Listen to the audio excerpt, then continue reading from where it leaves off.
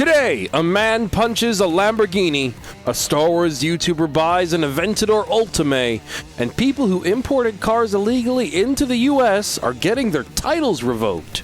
Welcome to the Ice Age, a show where we fight to preserve the legacy of the internal combustion engine.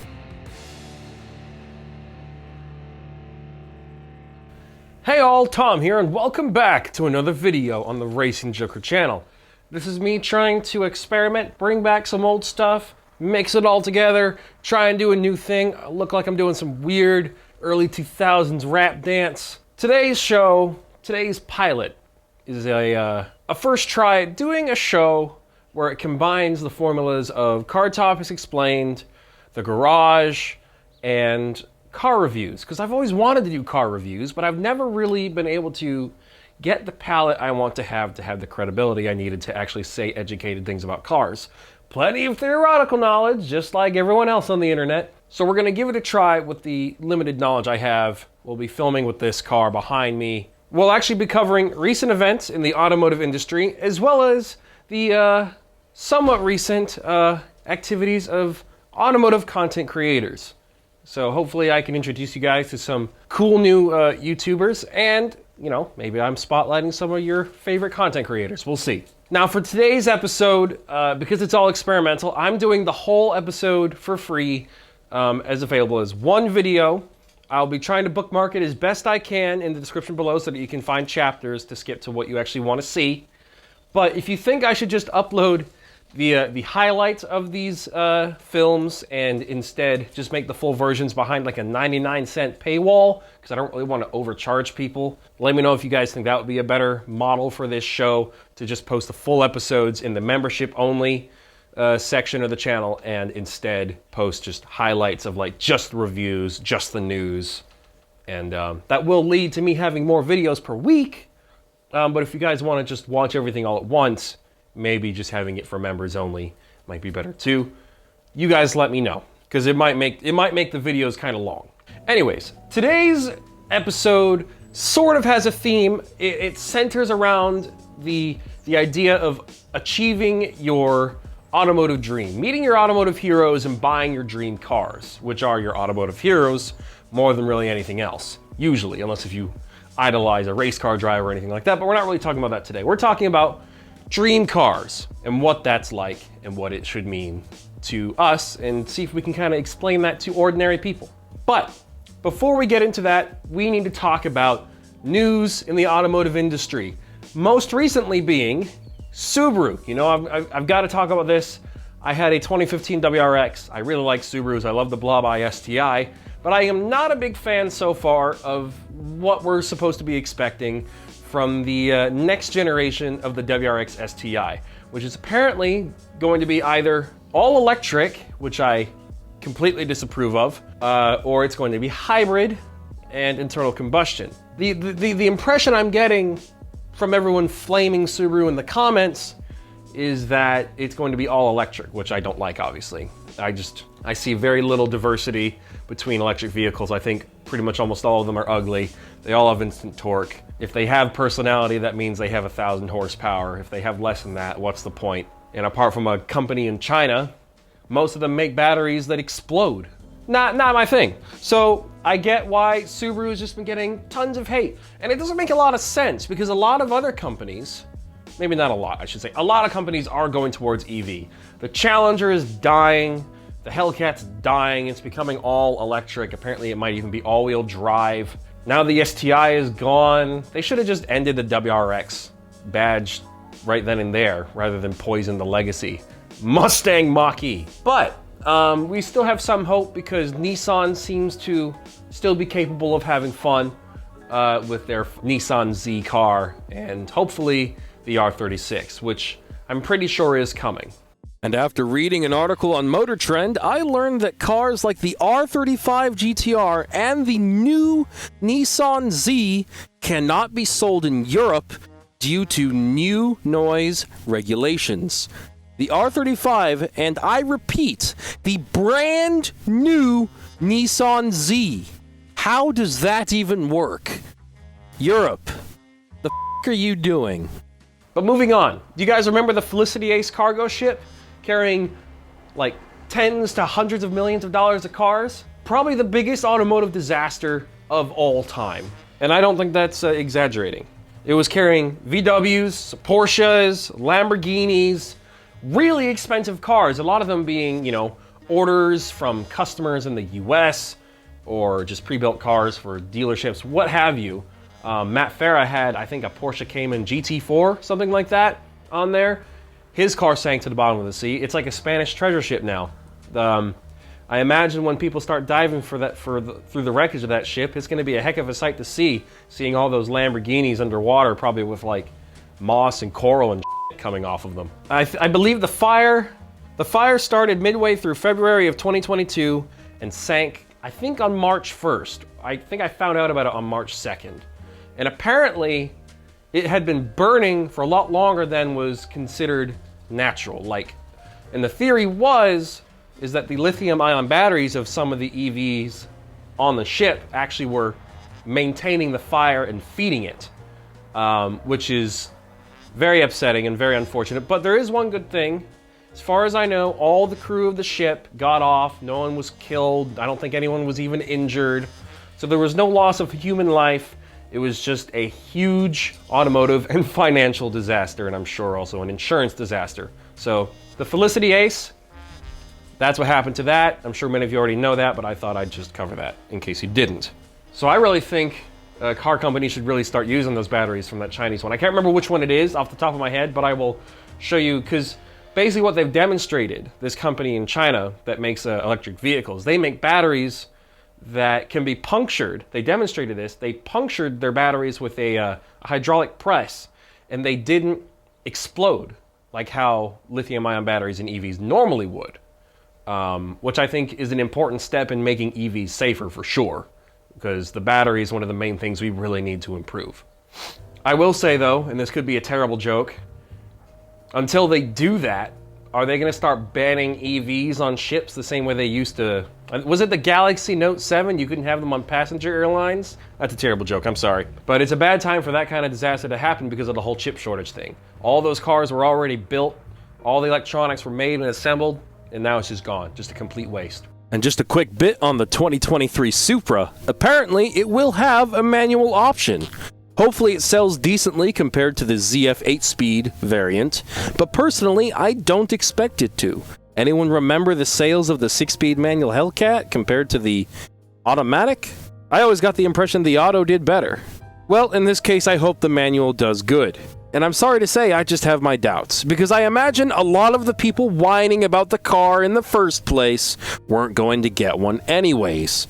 Pretty cool of them to do it, though. I wonder where the transmission will be coming from. Now, they just need to sort out the looks of the car. From the back, I think it's actually perfect. But the front reminds me too much of what you would give your wife when you finish faster than this car gets to 0 to 60. Anyways, moving on to Yamaha, who have unveiled a 5-liter hydrogen-powered V8. That's pretty cool, especially for us petrol heads, or gear heads, or whatever you want to call yourselves, wherever you are in the world. Automotive enthusiasts, as a blanket term.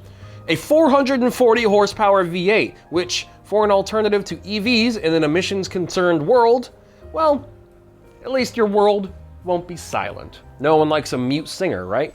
Now, moving on from that, here's a bit of, not news, but a cool discovery I made about a company called M Composite that makes a body kit for the Audi RS3. Why am I talking about this? Well, I'm a big fan of sporty sedan cars, but I don't like them to look too ordinary. I'm not a guy that likes sleepers. That's not my style.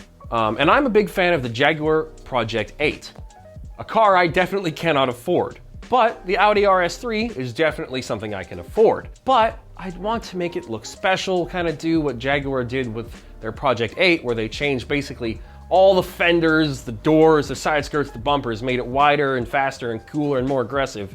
And I really like the look of the Audi RS3 LMS, the race car. M Composite makes a very nice looking carbon fiber, so a pretty expensive wide body kit that is a pretty good replica of the race car.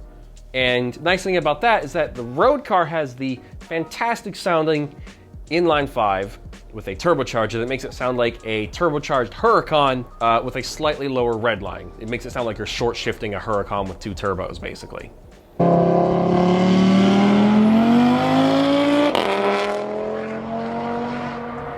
Whereas the race car, I think it has a 4-cylinder. So honestly, pretty cool. Moving on, I saw in a comment thread on Facebook between Sean Morris and a couple other people, they were showing pictures of an M-Spec nerd that had been sold a while back.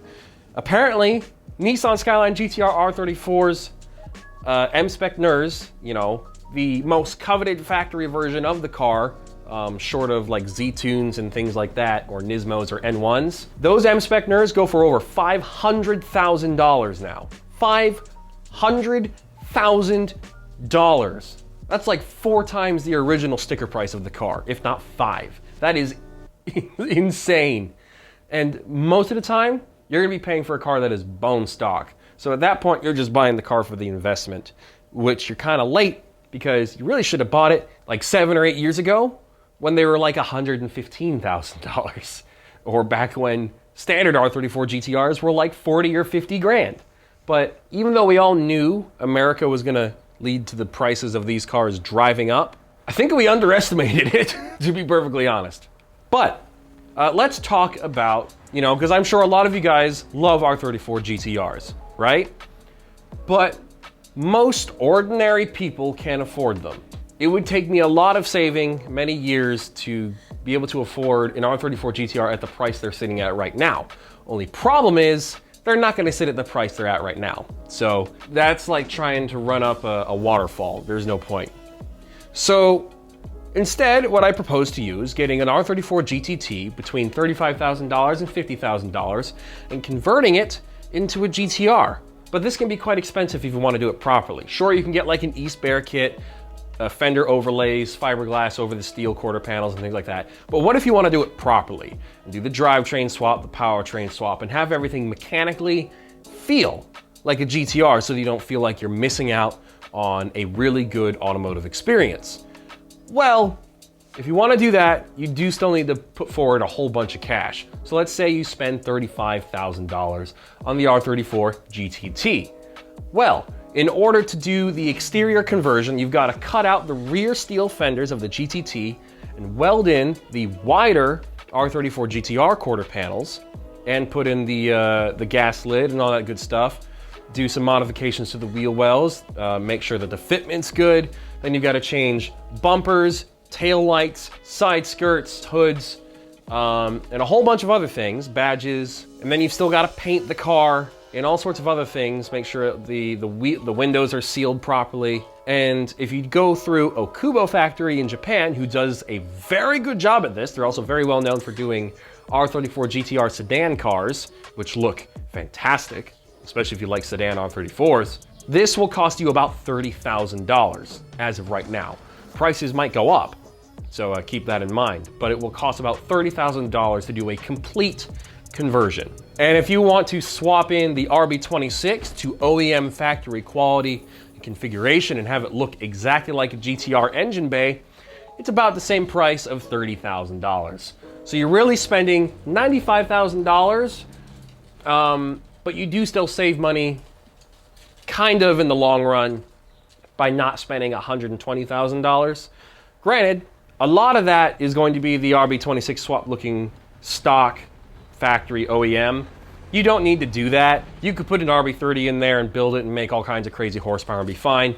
I would recommend putting some kind of GTR drivetrain in there. So if you want it to be like a factory OEM GTR, it will be about $95,000, but you're still saving money because it would still cost more to buy an R34 GTR and then build that the way you want it, higher horsepower and all that sort of crap. So in the long run, you're still saving money, but it's still a pretty big chunk of change. You're buying the car for 35 grand, and it's like a really bad financing situation where every payment, you got 2 payments and both of them are $30,000, which is a bit intense. But I will say, I had a conversation on Instagram with Brian over at Top Rank, and he said that the labor for doing the quarter panels, if you wanted to just do the quarter panels and then bring the car over to the US, like how I kind of want to do, you can do the quarter panels. The labor is about $10,000, and then it's $3,000 of parts per side, so it's about 16 grand. So personally, what I'll probably do is get, you know, a $35,000, $40,000 GTT, do the quarter panels over in Japan, have it come over to the US and do the rest of the visual and performance work here, because that should be fine. But I will say this. The neat thing about Okuba Factory, here is a picture of a Midnight Purple 2 or Midnight Purple 3, I can't remember, R34 GTT with the full exterior conversion. It's been painted, the suspension's been done, the wheels have been done, it even has an exhaust on it. Everything's been done, and that's the $30,000. So about half of all the work is just the rear quarter panels. That is the most complicated part of the entire conversion. The rest, much more straightforward. Anyways, moving on. And for the first time in my life, I actually kind of want to talk about an EV. Now, I'm not really going to give my... I did earlier. I didn't really mean to. But I'm not really going to be giving you guys my full opinion on electric vehicles.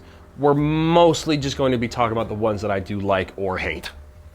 But this one I kind of like. And not only that, the interesting thing is I've never really talked about Mercedes that much. I've covered like the Mercedes CLK GTR race cars in the past, but I've never really talked about the road cars that much. Today, that's about to change. 516 horsepower range, I can't remember. Looks a little funny. I feel like the looks could be improved, but who cares? Because the interior is insane. You guys probably know what car I'm talking about. The Mercedes EQS 580. A really interesting car. Looks a little bit like a pregnant car, kind of like the Porsche Taycan. It's really, the side profile is a little bizarre, but the interior is so cool. Spaceship-like. You can change the colors of the lights. It's very moody, like a very nice looking place to be. And it feels weird saying that about an EV. It doesn't sound too bad with the synthesized sounds. Obviously you can't really hear those outside the car, but it looks really kind of neat. And it's the first EV where I've gone, okay, still pretty expensive, but it looks kind of cool. I'd be interested in driving one. Don't know if I'd be interested in buying one. But I will say this. If you want instant torque and you don't care too much about sound and you like EVs, but you don't want to pay EV prices for like a Tesla Plaid or a Taycan or whatever, or some of the ridiculous hypercars, go to EV West and do what they did with their E46 M3. I think they put a Tesla power plant into an E46 M3 and had that be like an EV race car. I think they even used it for a couple hill climbs, and it works. Like, if I were to do something like that, I'd probably take like a Lotus Exige or Elise and put like a Tesla Plaid motor in it and have an insane, basically an electric version of the Hennessy Venom. You know, that would be neat. Because to me, in order to keep EVs kind of cool, for one, they need to find a way to make some kind of sound that can be heard from inside and outside the car and have it be pleasing to hear. And also, not just surrender to the fact that EVs are going to be heavy. There's got to be ways to make them light. And putting a Tesla motor into a Lotus Elise would not be a bad start. A bit sacrilegious to the Lotus fans, I'm sure.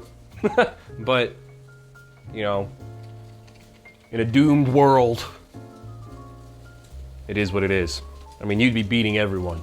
And I saw a hilarious post on Facebook, because everyone's complaining about the gas prices right now, that apparently the prices are at the same levels as to what they were in I Am Legend, the Will Smith movie. A post-apocalyptic film. According to Hollywood, what's going on right now is considered post-apocalyptic in terms of gas prices, which I think is kind of hilarious. But I don't mind. I drive this car 4 times a month. I drive trucks. I don't have to pay for the diesel. Thank God.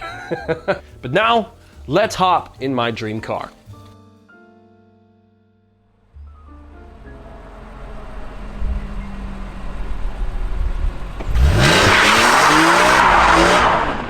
Here it is. Welcome all to one of the almighty icons of this channel. A car we frequently talk about and collectively adore, right alongside legends like the R34 GTR. This is my own personal 2006 BMW M3 E46. This is a car I've been in love with since 2005 for somewhat obvious reasons. So today I'm going to talk about how special it is to have not only practically met my automotive hero, but it is now a long-term part of my life. So before we start this review, I just want to make things clear. My automotive palette in terms of personal experience is not expansive, okay? My previous car, my first car, was a 2015 Subaru WRX, which these days is quite valuable since Subaru has basically ruined the WRX STI to anyone who has any sort of emotive capabilities whatsoever and actually likes cars. But more to the point, I have very little to actually compare this car to. I will do my best with my theoretical knowledge, but I don't want to act like an expert in things that I have no room to talk about.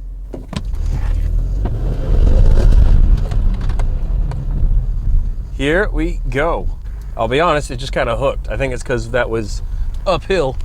So, we are in a 2006 BMW M3 E46. Production years between 2001 and 2006, or really 2001, 2005, or 2000, I think it is.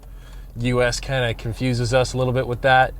But this car is powered by a 3.2 liter naturally aspirated inline six known as the S54 B32, one of BMW's most legendary engines of all time.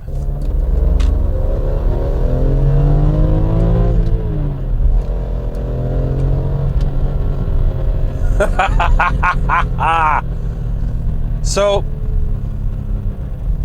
the gearing is not extraordinarily long in this car, but you can reel it out. It's because it's not jail time horsepower. It's not like 800 horsepower, 500 or 600. Like, you can enjoy every bit of the power, and because I feel like the torque curve is basically flat. It is the same no matter what you're doing. So all the power is there no matter what you want to do. So all that power is at your disposal whenever you start to feel slightly psychopathic, which I often do, frequently and sporadically. And it is fantastic. Like the power.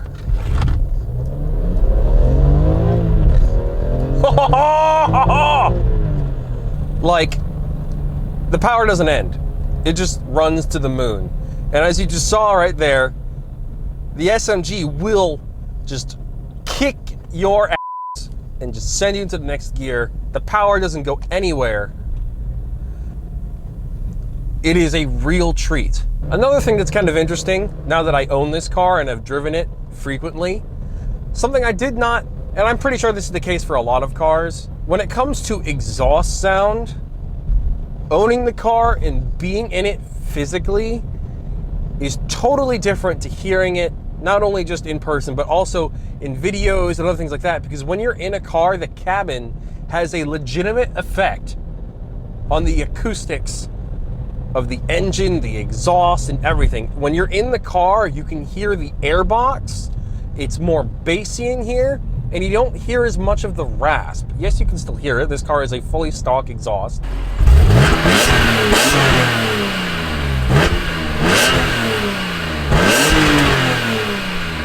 I used to think the car sounded like a can of Angry Bees, truth be told, especially when you looked it up on YouTube and saw like straight pipe E46 M3s, which can sound good, but it can really accentuate the rasp. And a lot of people don't like that because it reminds them too much of the eBay exhaust Honda Civics with the atrocious rasp, which is a shame because comparing this to a straight pipe sub 200 horsepower Honda Civic with a terrible straight pipe muffler delete is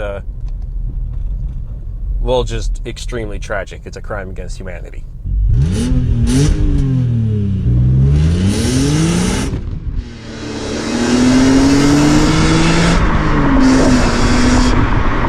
But this car, the sound, it's got depth, it's got character. It is actually a really, really unique symphony. Because normally, whether it's V6s or inline sixes, truth be told, a lot of them sound very similar. You know, like, for instance, a lot of the normal 3 Series BMWs with the single turbos, they all kind of sound like a little Porsche E, which I think is kind of heinous to say, but it's true like a 340iX drive with a B58 or like the new A90 Supra. They all sound so similar. I mean, yes, those two sound similar because they have the same engine, but also like a 335 and other things like that. They just all sound the same as every other single turbo inline six ever. And then you've got other inline sixes that are NA that sound quite similar as well, whereas this has, the rasp adds character, but the high pitch, because we can go all the way up to 7,500 RPM according to the tach, and the shift lights make that really cool too.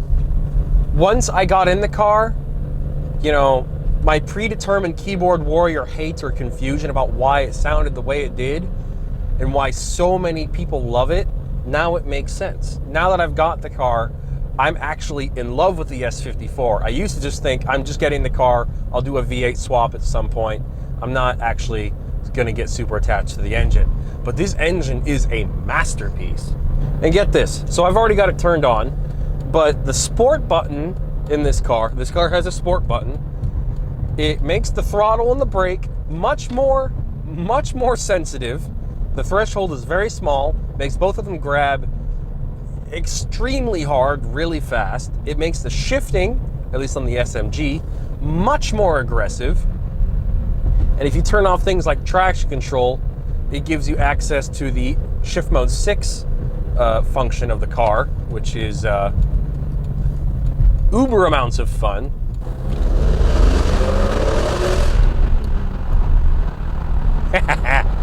First rule of the automotive Bible: if you are driving under anything, I don't care if it's a bridge, a tunnel, a cow, or a church, you roll down that window and you rev the RPMs to the sky. That is the law around here, all right? I don't care what you're driving.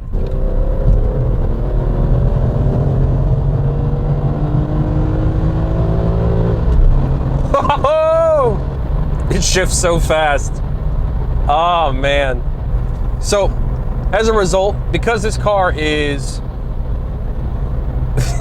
because this car is an SMG car, you can actually pop it into auto mode. And because this has the CSL 255 software, it will actually start in that mode. It's a good way to tell, you know, if you ever buy an SMG car, you can check to see whether it's been updated by seeing what mode it starts in when you first power it up, and it being in the drive mode rather than just the manual mode is usually a telltale sign, apparently. And obviously my car was not updated until a week ago, which I did myself using WinKFP. Auto mode is actually quite pleasant. I will say this: unless if your spouse or a person you're riding with, whoever, is a car person and can handle being in a sports car, I'd recommend turning off sport mode, keeping it in auto. It shifts really smoothly, really seamlessly. It will skip gears and go to the necessary gear. If you floor it randomly, it will drop gears pretty quickly. You know, it works just like any other auto car. However, the gearbox is actually the same gearbox as the one in the 6-speed manual. It's just actuated differently. This uses hydraulics rather than, you know, just a shift lever, gear selector sort of setup. You know, it's actually really, really cool. And when you start the car up or you press a button on the key before you even get in it to like unlock it, you can hear the compressor working, which is what you'd normally hear if your car had like bags or something, which is neat. So you can trick people if you want to troll people that know nothing about this car. You know, press the button and it goes building up pressure, and people be like, "Is your car bagged, bro?" And I'm like, "Yeah, can't you see?" Because the stock stance of this car, I never realized, even from all the videos and pictures I've seen, I just assumed the cars were all lowered. The stock stance of this car is aggressive. It's low. And it looks really good. And I'll just make a few final points about the SMG, because a lot of people don't like it. And I can understand why. Because, truth be told, the best iteration of the SMG from the factory is the E46 M3 CSL, because it's got the automatic rev matching, it's got super smooth shifts, and it just works. It just works. Whereas in a US domestic market car, or I think even a stock European car, the shifting is much clunkier. There's no automatic rev matching. It's just not as refined. And it's weird because if I remember correctly, the M3 CSL was built for 2003. This is a 2006. It doesn't make a whole lot of sense to me to not include that updated, refined software in production cars after that year as well, just to make them more pleasant to drive. Now, I can see where BMW would be coming from if their argument is, well, we want the driving experience of the CSL to be exclusive. But it still would be, even after updating the SMG and the standard cars, because the CSL still had basically 360 horsepower, 30 more than this, and it had the basically $10,000 CSL airbox system. And I say $10,000 because if you wanted to buy a genuine factory CSL airbox, it's going to cost you like $9 grand.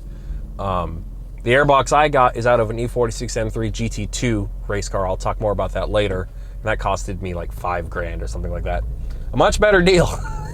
BMW tax is real. In terms of what's on this car already, because as you guys may or may not have noticed, if you guys are astute, is that this car already has the auto rev matching and all that good stuff. It's already got the CSL software, like I kind of mentioned. So it already does the auto rev matching quite nicely. So if I pop it into manual here, it'll blip the throttle and rev match automatically, and it's really quite satisfying. It doesn't upset the balance of the car too much, but it's still a very primitive single clutch system with hydraulics and all that. So it does give you a little bit of a lurch, but with this CSL software, it is very, very smooth.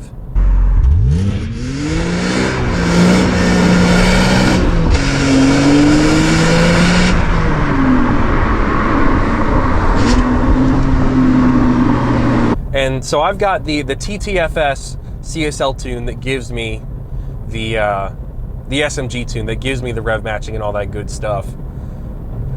And now I've got the 255 software. And I also worked with Frank Smith to prepare an Alpha N tune for when my carbon fiber airbox arrives. I can't wait. It's going to be so good. But other than that, those are the only mods I have on the car. So this is a genuine, pretty much bone stock car. It's basically just got factory BMW software updates, essentially. So it's what this car should have been from the factory, in my opinion. Actually, that's what this car really is. And remember when I said if you turn on sport mode, it just made me start going faster because it made the throttle more sensitive. And you're in manual, you have access to shift mode 6 if you turn off traction control and go into manual, obviously. Shift mode 6 is the fastest shifting mode for this car. It is so fast that it is faster than one of its rival competitors, the Ferrari 360, and their F1 gearbox. It is faster. This car will, much to the chagrin of Ferrari, it will outpace a Ferrari 360. Isn't that just insane? Like, this car is very good. I want to do some filming. I haven't even mentioned it to the owner yet. I want to film an S197 Mustang with a 5.0 Coyote in it, because on paper, I think the cars are quite similar in terms of quarter mile times, especially when you're talking about the SMG car versus an S197. I believe his car is stock. I wonder how close that race would be. I think that would be very interesting to see. Let me know if you guys would be interested in seeing that yourselves, because I haven't raced anyone properly in this car. Not yet. Because, in case you guys can't see, there's a little bit of a Christmas tree on my dash. We've got the airbag fault thing, because there's a recall and that hasn't been fixed. I can get that fixed for free, no problem. We've got the cog gear lever thing, because there is a fault with the SMG transmission. And now I know a lot of you are going to be like, oh, you should have not gotten the SMG transmission. It's very finicky. And I'm like, yeah, probably. But I don't regret it, because it is so much fun. And the only thing I think I need to fix on it is the gear position sensor. Because everyone always thinks, oh, the main thing that breaks on this is the hydraulic unit, the hydro unit, which is like $2 or $3 grand to replace brand new, which is expensive. But you got to remember, this car also MSRP'd at $60,000 and has experimental hydraulic you know, gear shifting transmissions in it. So you don't expect it to be cheap to fix. You might have bought a $19,000 car like I did with this. This was 19 grand, but you're still paying for the maintenance of a $60,000 car. That's just something you can't get around. You could buy a used Ferrari 360 for 90 grand. You're still going to be paying the maintenance for a $160,000 car. That's just the sad truth of it. Cars might be cheap to buy, but they're expensive to own.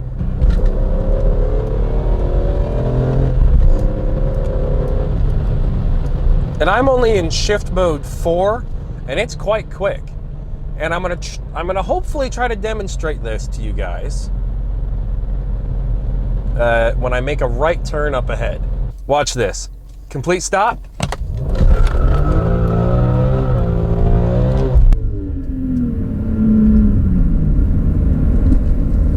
The cool thing about the SMG transmission, all right? When you come to a dead stop in any gear, in any mode, it will disconnect the clutch. It will disconnect the transmission from the engine. And so you will basically be in neutral. But because you've still got first selected, because when you come to a dead stop, it will force you to go to first. It's supposed to. If you put your foot down, the revs will rise, not super far, but pretty quickly, and it will basically just dump the clutch automatically and light up the rear tires. It is literally a one-button, simple action burnout machine. The burnout doesn't last very long because this is a serious racing car, you silly American. And I also, just so that this video is compared to future reviews, that you don't have an unrealistic expectation that I'm going to thrash every car I drive, because not every car is going to be mine, and I'm not going to f*** around with people's property.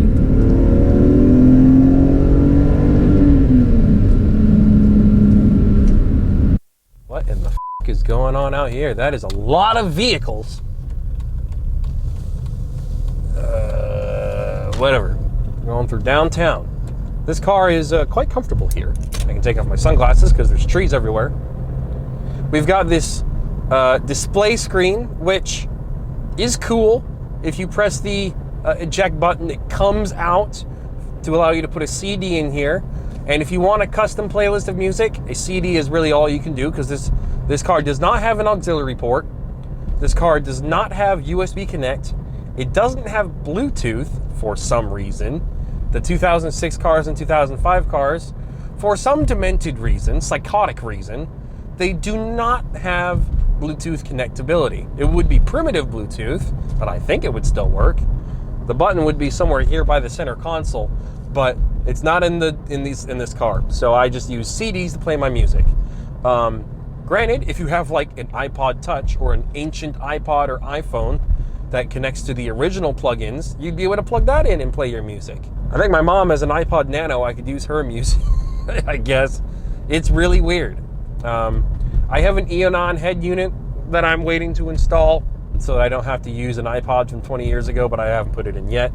The screen's already started to go a little funky.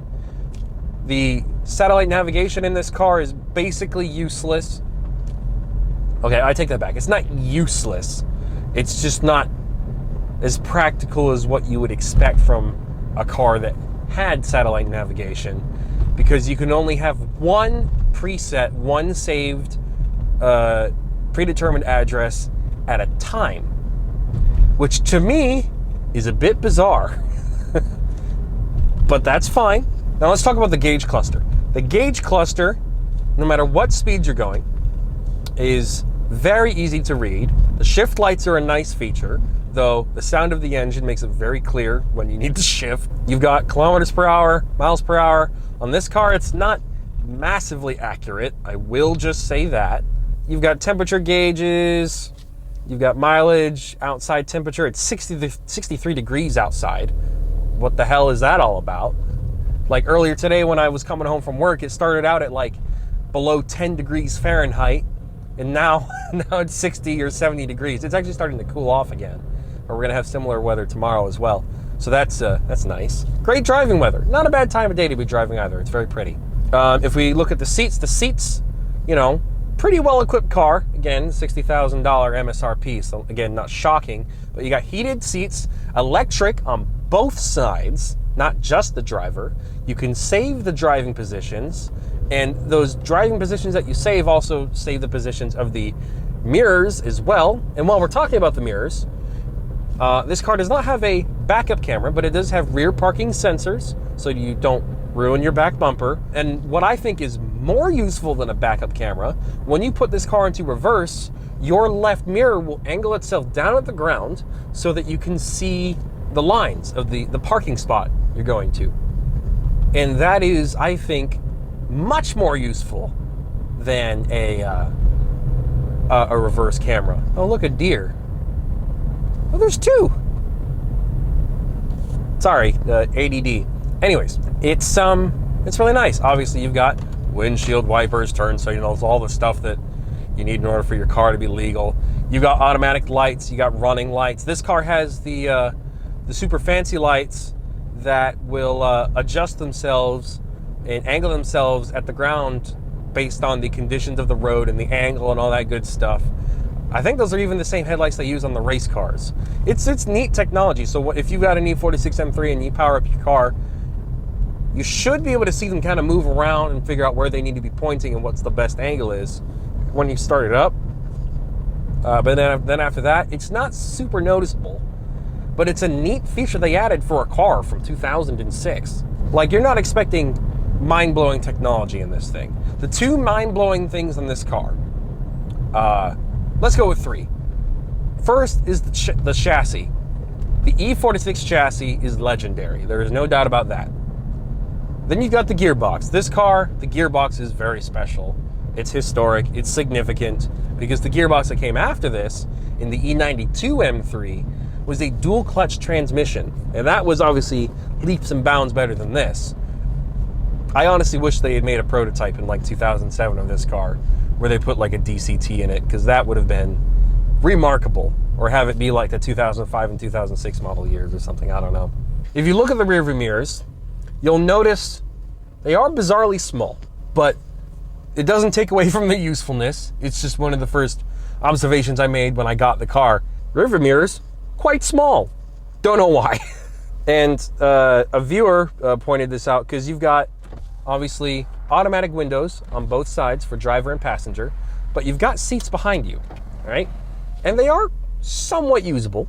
My wife can use them, and she's fairly tall and long-legged, so they might need fresh air too. Well, instead of opening these front windows, there's flaps in the back with these extra switches that I can press that opens them kind of like flaps and drag fins on a Star Wars starship, which is kind of neat. On the outside, of course, like I said, you've got the undeniable shape of the E46 chassis. The stock stance of this car, like I said before, is phenomenal and timeless. This is one of the best, if not the best looking cars BMW has ever made. Driving wise, you know you're not invincible. Okay, no one is, no matter what car you're driving. But this car is somewhat confidence inspiring. It is very planted on the ground. There's a lot of hidden stuff, aerodynamics through the bumpers and diffusers and things like that underneath the car, keeping you planted on the ground even at high speed. And you notice when those things aren't there and when they get repaired, because obviously mine was damaged. That's why I'm saying that. And when I got it back on the car, it felt so much more secure, so much more planted, because theoretically speaking, 100 miles per hour in this car feels like 60 in a modern Camry. And modern Camrys are nice cars, but this car is so stable, and it's quiet in here too. Got to make a comparison to my WRX. In the WRX, you were paying for the drivetrain and the engine and nothing else. You were barely paying for the transmission because that was made of glass. Lost third gear in that. Woo! Giddy up! Whereas in this, you're paying for a whole lot more. So in the WRX, there was wind noise, road noise, and on my car, there was lots of exhaust noise. In this, you could have a conversation with people without shouting at them, without people going, "What? What did you say?" Which happened a lot, okay? Especially with people that were hard of hearing. It was not friendly towards them. Welcome back! Now, let's talk about some recent events in the automotive content creator community. First up, Life of Palos, the godfather of covering automotive YouTube and the overall master of supercar community news. I thought it would be kind of funny and ironic to cover his latest activities in a news segment of this show.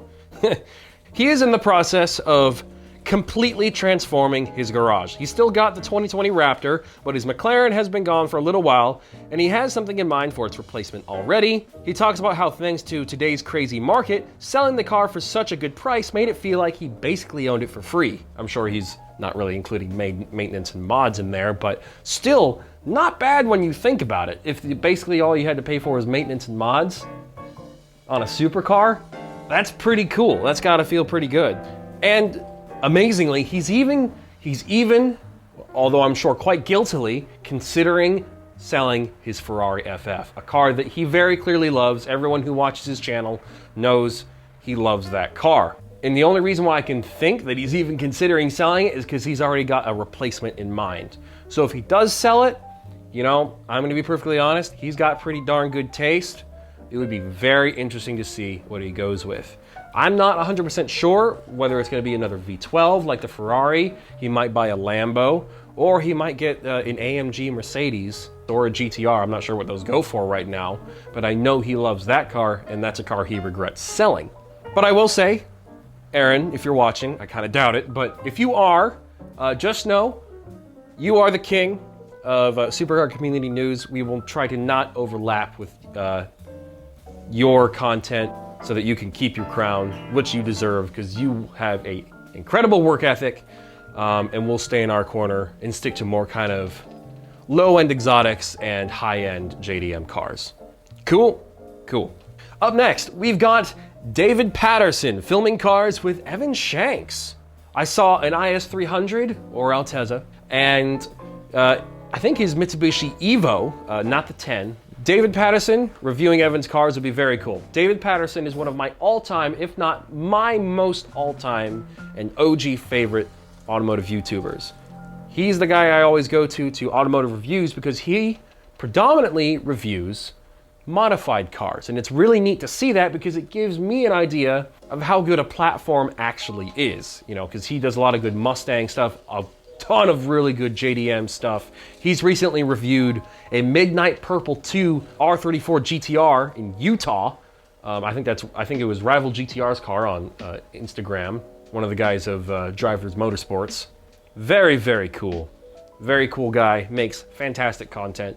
Of course, another amazing work ethic. Up next, very recognizable name, Alex Choi is back. I probably don't even need to tell you that because of the digital footprint this man has, but the man responsible for arguably one of the world's most infamous Lamborghinis has returned. Alex's car started out as a Lamborghini Huracan 610-4.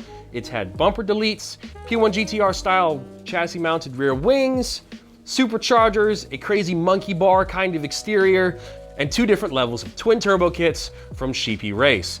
The current one being the fastest. The car now has a very good Innositec, I believe, kind of midnight purple style wrap and a gorgeous Lamborghini OEM style race car body kit.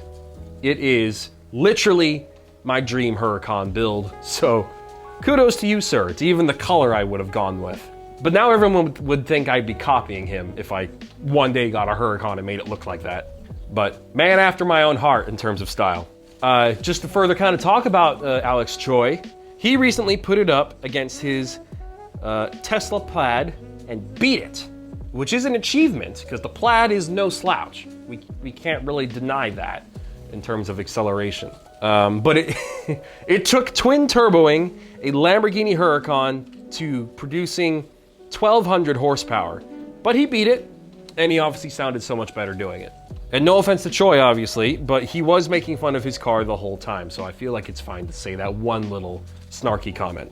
Moving on to more Lambo news, Carwow did a drag race between the Lamborghini Huracan Super Trofeo Omologato, aka the STO, and the Super Veloce Jota, the SVJ Aventador. 2 top-of-the-line Lamborghinis, you know, short of the one-offs and crazy hypercars, like the Sions and all that, and the Centenarios. Two, I'm not gonna say attainable, that'd be silly. Two very good cars going head-to-head. And we've got to take in all of the interesting factors at play that determine which car wins. Obviously, it's in the UK, so you got some UK weather in there, so it's a little slippery at first. Both cars have all-wheel drive. The Huracan has a dual-clutch transmission. The Aventador has a single-clutch transmission. Both have ludicrous launch control. The Aventador has about 770-ish horsepower. The STO has, I think, 640. More about 630, but there's a horsepower gap there. But then the Huracan STO is much lighter than the SVJ.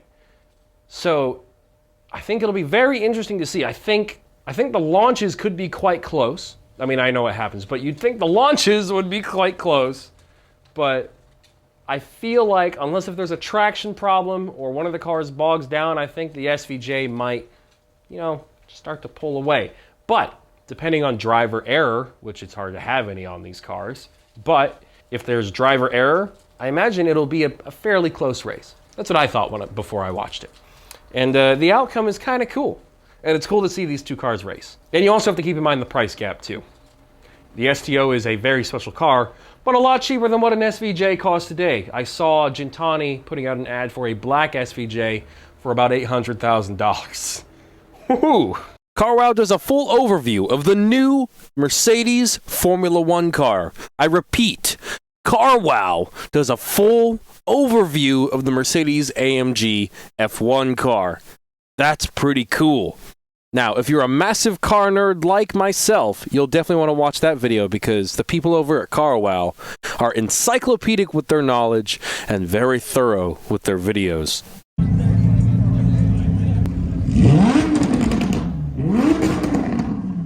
Alright, let's go check out that guy that revved up. He's gonna get his banned. Alright, you're gonna spit on my car?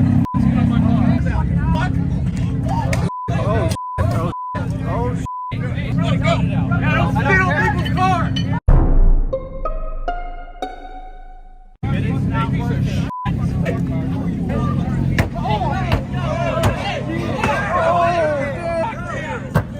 Also, check this out. An NPC from GTA has escaped into the real world and is attacking Lamborghinis.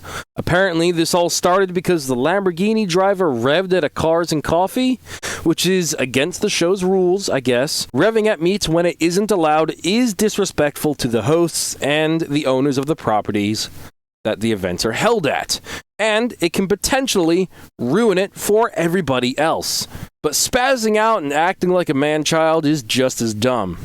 Just report the dude, and if they don't want to follow the rules, just ban them. They have a Lambo. They have other places they can go. Also, check this out. A bit of a hot topic. Fraudulently titled, otherwise known as state-titled cars in Florida are getting their titles revoked.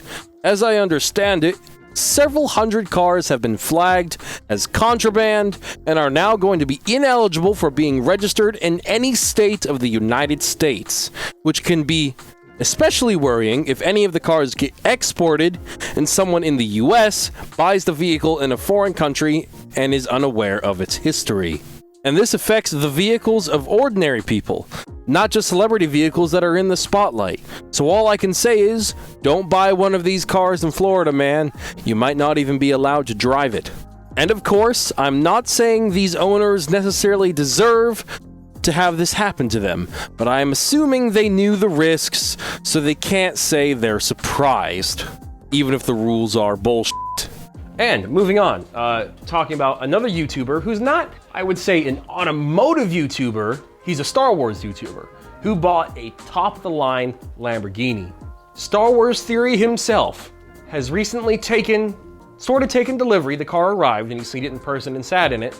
Star Wars Theory had just taken delivery of his Lamborghini Aventador Ultimae, the 780-4. The final iteration of the Aventador. Super limited production. I think there's only 250 made? Yeah, one of 250 coupes.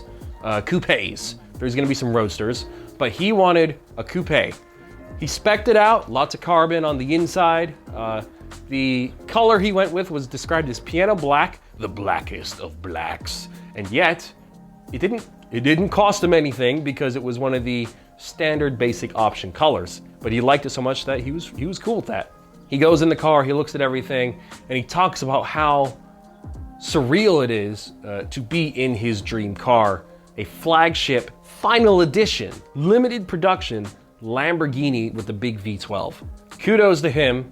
Obviously his work ethic is also exemplary, and it shows because of what he's able to do to reward himself for all his hard work. I think he's had a Huracan before, which he leased.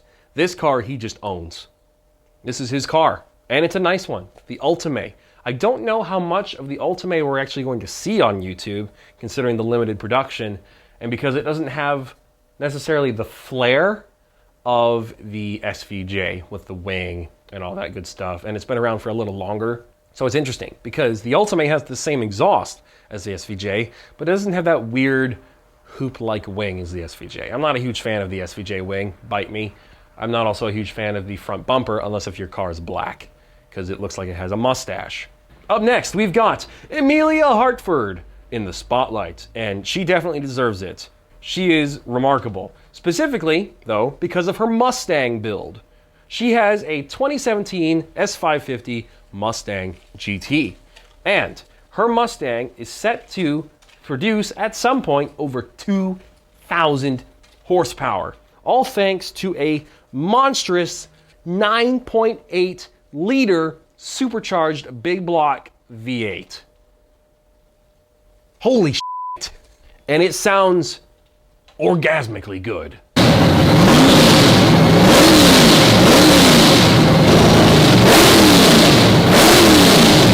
And I like the S550 too, but that kind of scares me. Scares the shit out of me. Scares the shit out of me. If I were to have an S550 and do some kind of crazy cool swap, I'd probably put like a 5.8 Trinity out of the old GT 500, or do a Predator 5.2.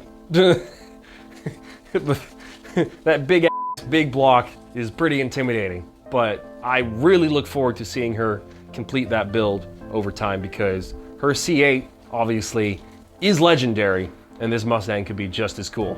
And she calls the car traitor because she's primarily a Chevy girl, but she's just come out with this monster of a build. So best of both worlds if you like Fords more than Chevy, and she's very knowledgeable and practical.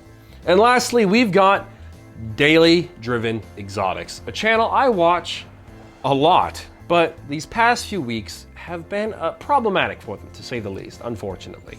Not too long ago, Damon Fryer's manual LP640 rear-wheel drive swapped Murcielago, a gorgeous car, was basically totaled. And then even more recently, they had a suspension issue with the Porsche Carrera GT, a very valuable and very special car. Luckily, the car was not that badly damaged, but I imagine it was quite unnerving, and I imagine he was quite hesitant to even get in the car, as he said he was in it. And we've all been there, driven through a... The mic battery died. I'm sure we've all been there, driven over a pothole, scraped, done whatever, and then you drive home the rest of the way, kind of like with the music off, bit dazed, like, oh no, I'm gonna have to get out right away and see what I ruined on my car. This is his issue. This is ours. Pretty darn expensive, pretty frightening, I'm sure, and disheartening, because I know he loves that car. Because he considered selling it at one point, and he was like, nah. And he was immediately like, I'm so glad I didn't sell this car. And then to have that happen, a bit of a shock for sure. And with the whole Murcielago crash, I am actually quite impressed, as I'm sure we all are, with how he responded to it actually happening. His priorities were everyone was okay, and that he was just grateful, and that it was just a car, and that no one was killed or badly injured or anything like that. So honestly, if my main message would be to Damon, you've got good priorities, stay the way you are, and you'll find another way to have fun. But now, let's return to the E46 M3, and we'll end off the show. Now we can start working on getting home. So this car, let's talk about So when I review other people's cars, the first thing I will do, the first half of the review will be me just talking about the car as it is and just reviewing the car and pretending to be an automotive journalist with no credibility whatsoever, you know, because that's how the internet works. But then the second half will be me or them talking about why they got the car and what they plan to do with it, if they plan to modify it especially. So I'll just answer that question myself, since obviously I know the answer, and a lot of you guys already know the answer. Because if you're, most likely, if you're watching this video, you already know who I am. Hi, I'm Tom, aka the Racing Joker. This is my E46 M3 future BMW M3 GTR race car replica. And I'm not really sparing any expenses on this, short of spending $60,000 on official, and that's not an exaggerated price, an official BMW M3 GTR carbon fiber exterior. Let me talk you through it. So the whole reason why I got this car was because at the age of 7 or 8 years old in 2005, I played Need for Speed Most Wanted. And at that point in time, up until that point in time, for basically my entire life, I am pretty sure you did not have right of way, but you do you, sir. Anyways, my dream car was the R34 GTR, and that was not the result of Too Fast, Too Furious. It was actually the result of 2 games, Need for Speed Underground 2 and Street Racing Syndicate, 2 games I've been playing a lot of recently. And I've spoken about this before. That's where my love of the R34 comes from.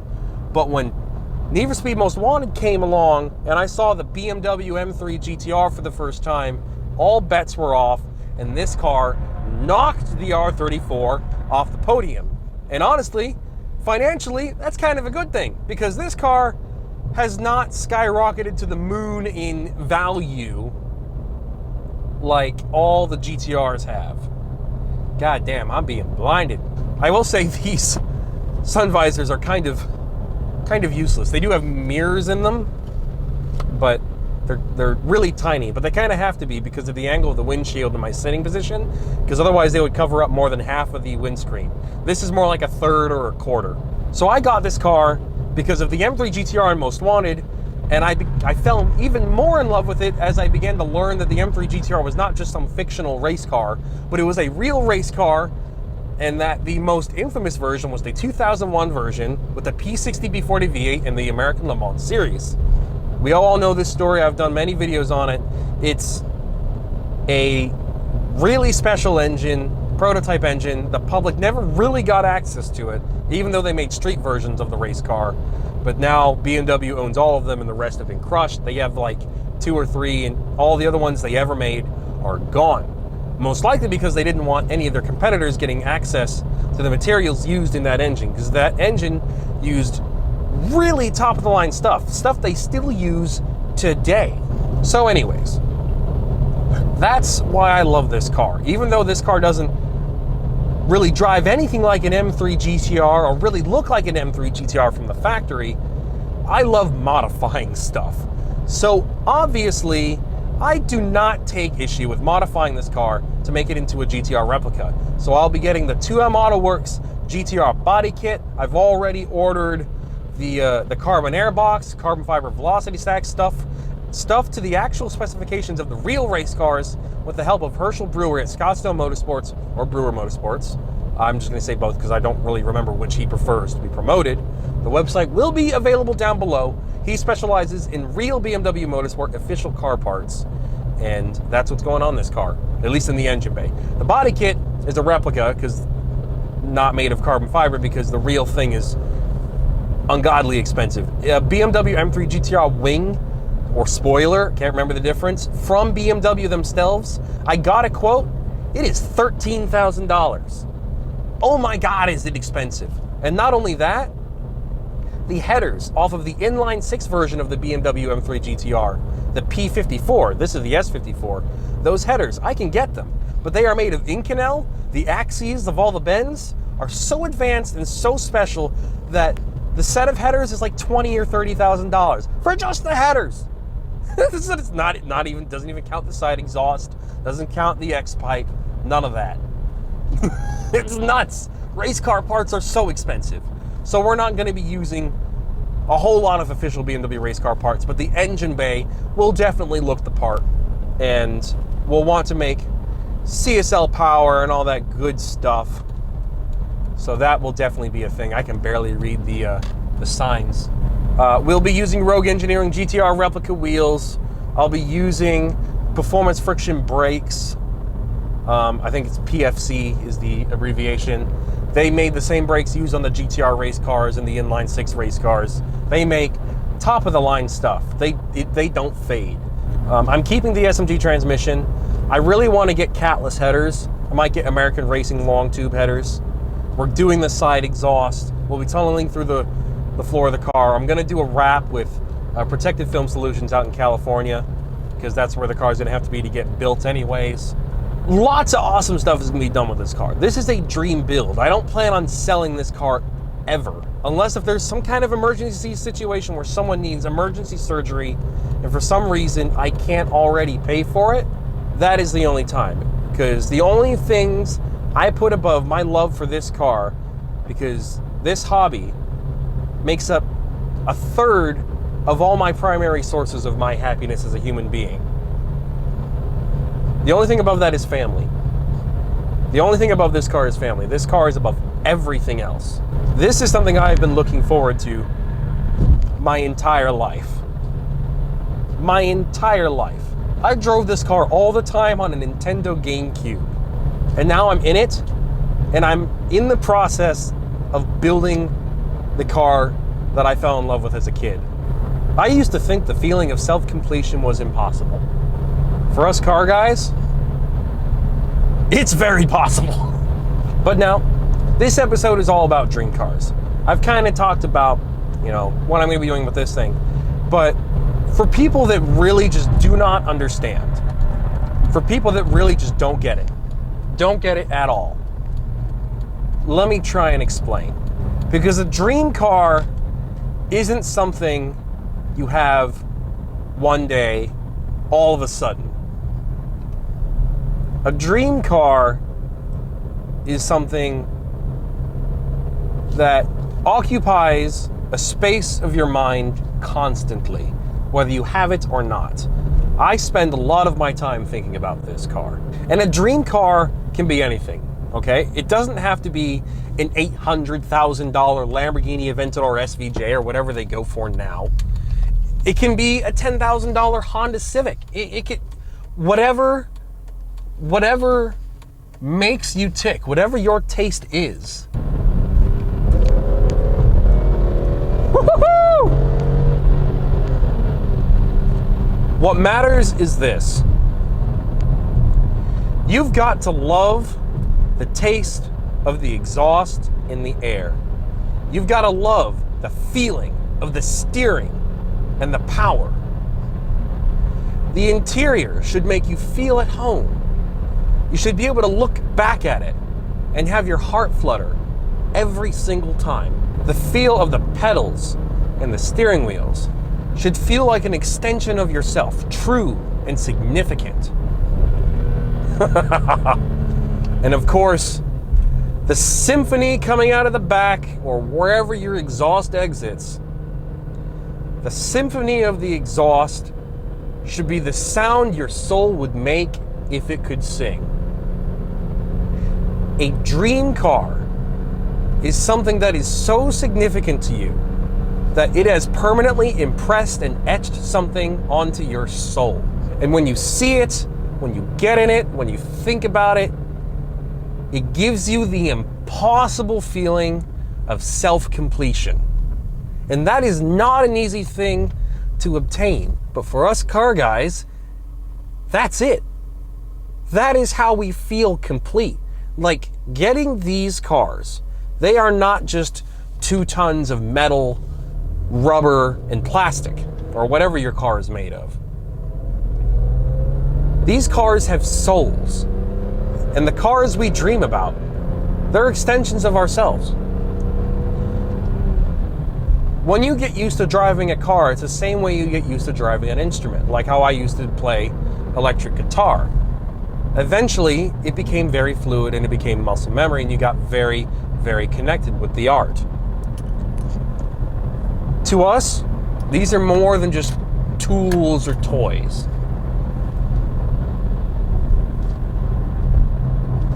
These are essential. Ooh, nice C8 Corvette.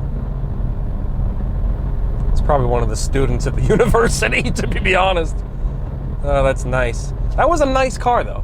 C8 Corvette is a nice car. I will say, you know, we were living in a pretty strange time, right? EVs are becoming very prevalent, very significant. They might just end up becoming the norm. Gas prices are high. But you know what? When I get into this, all that melts away. It could be the goddamn end of the world, and I could be Will Smith in a Shelby GT500, not giving a shit, going for a drive with my dog, hunting deer or whatever. It could be the end of the world. And driving this car would be like doing a factory reset on my mind and soul. There was a cop back there.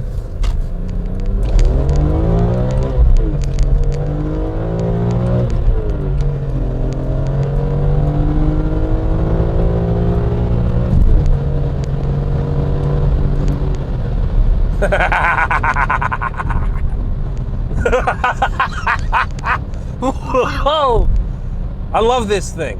I love it so much. It's a part of the family. You're not going anywhere. Here's the funny thing. It is kind of like meeting your hero, though. You get into it for the first time, and you think, oh, am I going to be disappointed? Are they kind of like an asshole in real life? Is it all just a trick? But no. This car, to me, lives up the hype. Lives up to the hype. I'm sure I'm looking at it in a rose-tinted lens, and it doesn't matter. It really doesn't matter. Because it makes me just so happy. Sorry, I thought that Chevy behind me was a police car. I don't know how I thought that. Only vaguely similar headlights. I need a radar detector. Must have. I don't know what the situation is for a lot of you guys. I know that the world's in kind of a weird place right now. And so, talking a lot about expensive toys and things like that when a lot of other people are really going through some very hard times can feel a little strange. But I would say that if you are working towards something like getting your dream car, just from my own personal experience, as an automotive enthusiast, someone who loves this car, when I finally got it, the wait was worth it. And it may never make sense to ordinary human beings. But you know what? I gotta kind of take a page out of Jeremy Clarkson's book. Our hobby, and frankly any hobby worth doing, can't actually be justified. Because it's all about making life better for ourselves. It's all about pleasure. And that should be a good enough explanation for anybody with a smidgen of empathy in their souls. Whatever car you're working towards, keep working towards it, no matter how long it takes. I'm very fortunate to be, how old am I? 23 years old, and have this car in my possession. So I didn't wait very long, I must admit. I thought I was going to wait a few more years.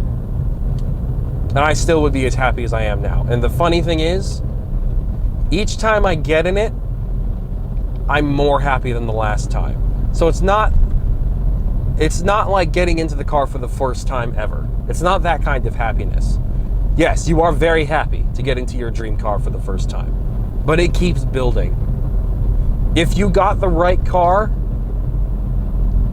that happiness will not plateau. I have not modified this car that much, and I am still faithful to it. The thought of getting rid of it has never crossed my mind. It's like seeing your soulmate for the first time and realizing that they're the one. And when you're finally together and when you're married or whatever it is that you think is the completion of your relationship, or the true beginning, there is no doubt in the faith. You will never once look at another human being or another car and think, ooh, maybe I made the wrong choice. You're not going to think that. If you got the right car. Don't take marital advice from me, though. This is car advice. This might be a poor metaphor or analogy or simile or whatever it is. If you got the right car, if you actually got your dream car, and you didn't stop just short of making it there, you will not feel like you settled. You will feel like you made it. You'll feel like you're in the end game and there's nothing else you got to do. And that's okay. Because then all you got to do, drop it down a couple gears and cruise.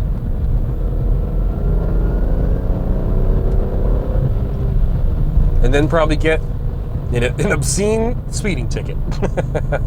Darkness is falling. So I think now is a good time to head on home. Not a bad feeling coming home from work and hopping into this thing. I think the Black Pearl just needs to do one last pull as a proper send-off. Baggett 1. Interesting. I'm gonna let you get some room, RAV4. Damn it. We gotta do this right.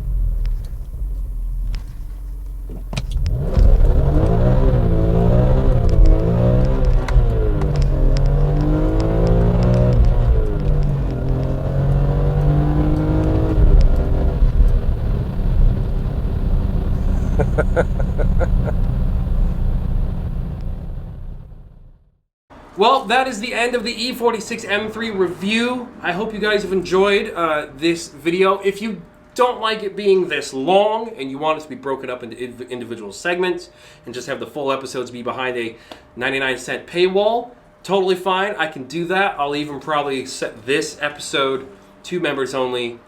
You'll find, actually, I'll say this. You will find a link to a poll in the comments down below about whether or not we should make these videos free and full length, or have the full length versions be a 99-cent paywall and just have the highlights basically for free and readily available. Let me know. I love making content either way, and I want it to be presented to you guys in a way that you can digest without, getting tired out. Because I can understand if a super long show-style YouTube video would be a bit unnecessary. But I wanted to give it a shot. Anyways, thank you all so much for watching today's video. I am Tom, aka The Racing Joker. I hope you all have really enjoyed it. I really do. And if you're not subscribed yet, but you like what you've seen so far, fix that, because you'll love what I've got planned. Trust me. Anyways, take it easy, you guys. Love you all. Peace.